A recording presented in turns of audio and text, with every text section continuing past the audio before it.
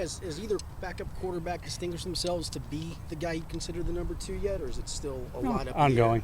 Ongoing. It's, we got a whole other week and a whole other game that those guys are going to get a chance to compete, and they were kind of under the impression the whole time that this was going to go all the way till the end of it, and so we'll let it play out. They both had good moments. They both have moments that we'd like to be better, just in general, from practice to games all the way around. So, but relatively pleased with how the development's gone, but there's always room for improvement for those guys, particularly at that position. The microscope's on them a little bit brighter. So, but yeah, it'll go through this week. If neither guy hits a threshold that y'all are looking for, would y'all be opposed to maybe bringing someone in to maybe take that backup spot if needed? I mean, I think we do our due diligence at every position at the end of camp. If there's players that we think help our team get better, then those things are always open and on the table. Every year at training camp, regardless of position. So it's part of our job. Our job is to field the best team we can put together, and that's always a possibility for all positions at the end of training camp. Up to this point, you guys have split halves amongst the quarterbacks. Is that the plan again this week? Yeah, the plan will remain the same. They'll split reps this week. They'll split reps in the game. Who starts, who doesn't, really doesn't have any bearing, but they'll split pretty much evenly throughout the rest of this week. Does anybody have a leg up, or do you think it's kind of up in the air? I think it's up in the air. I think they're competing. I think they both had really positive moments, and they've had moments that I think that they probably would like back. So we're just going to keep on going the way we have it planned, and let them compete for the rest of the week. I know it was a small sample size, but what did you think of Jonah's debut at right tackle? I thought it was very good. He's made a pretty seamless transition, truthfully. Probably better than a lot of guys might have, and to his credit, I think he deserves a lot of credit for that, for his approach, for how well he's played in training camp and in the preseason game. Very excited about where he's at, and very appreciative of how he's handled that transition. How important was it for him to get out there and get some game reps before the start of the season? For him, it was important, coming off an injury and playing on a new side. I think he wanted to get some live action. I think we were on the same page. Had we not said anything to him, he probably would have come and asked us to play, I would think. Just to get your feet underneath you in a stadium game environment, I think means something. But he looked very good doing it, and he got his reps under his belt, and feels good about it. Behind the scenes of what you can tell us, how is Joe Burrow progressing towards week 1? Everything to my eye seems like he's progressing the way he's supposed to. I don't see him a lot doing things other than, I see him probably about as much as you guys do. So I don't go watch his rehab or anything like that. But I feel good about everything I've heard and seen so far, and it's about all I know at this point too. He's been around for a long time, and so have you. How quickly do you think he can kind of pick things up and get things rolling again? Oh, pretty quickly, I think. I don't know that, he's still able to throw to some degree. So I don't think that part's going to be all that difficult for him. It'll take a couple days just getting back into rhythm with the receivers. But these guys have played so much football together that doesn't concern me so much. And he's not trying to put weight on like he was last year or anything like that. I mean, he's in good shape. So I don't think it would take him very long.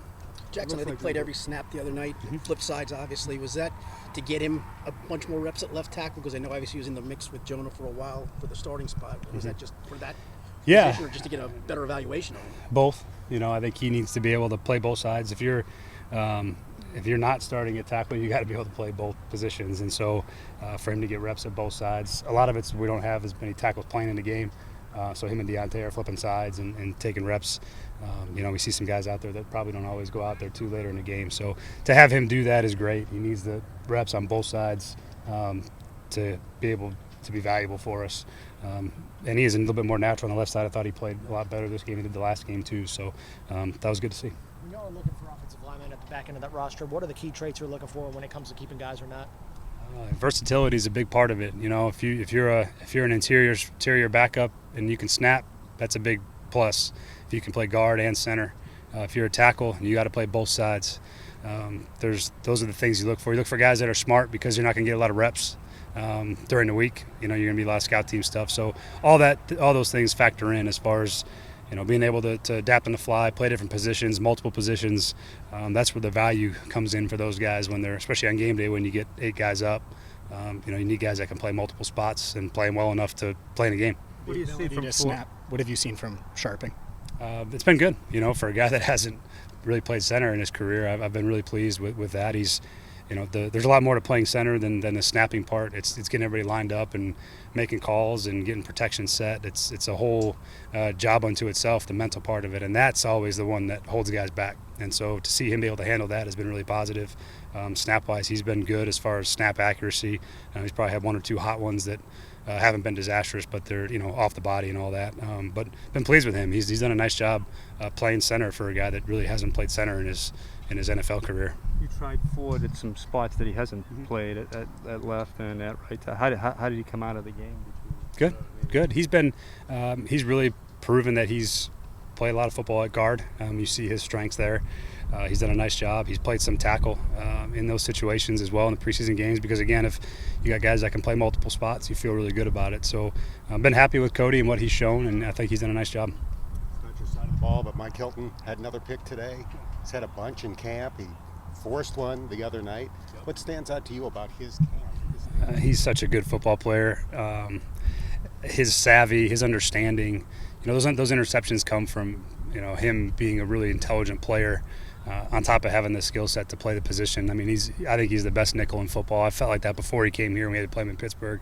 But the pick he made today was probably, I think Lou would tell you, is like 600 level type communication, execution. I mean, that doesn't happen very often, the way that he and Jermaine passed that off and fell right into the window. The quarterback thinks he's running with it, and then Mike peels off and picks it off. It's just it's outstanding football, and that's what you get when you got a guy like Mike playing that position, is he knows how to do those things and does them really well. He's got a nose for the ball.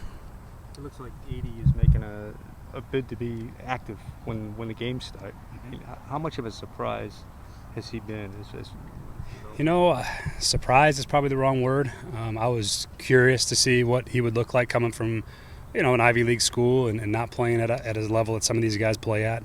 To see where his football knowledge and his ability to play against NFL-style coverages and players, he's certainly shown very well for himself, and happy with what we've seen. He's done a nice job. Whether he's going to be active or not, I can't make that call now, but he's definitely shown very well for himself. He's made plays in games. He's made plays in practice. You see his size and speed, and that part of it is, that's half the battle. And he's learning as he goes. He makes plenty of mistakes that he gets coached up on, especially in this last game. There's a lot of really good tape to teach off of for him. And I think he gets better every time he comes out here, which is really all you can ask for those young players, is improve every time they come out, and he's done that. How was pass protection for Chase and Chris the other night? I would say good. That was good. I think Chris had one that I think he probably could have executed better, but overall, been really pleased with Chris. I think he's really stepped up in the absence of having one more back to compete with. He's gotten a lot of work, and it's looked really good. I'm happy for him. I'm proud of him. It's been a good camp for him. He's earned a lot of trust in how he's performed, and again, he's got to keep going with it. But he's done a nice job and had a good camp.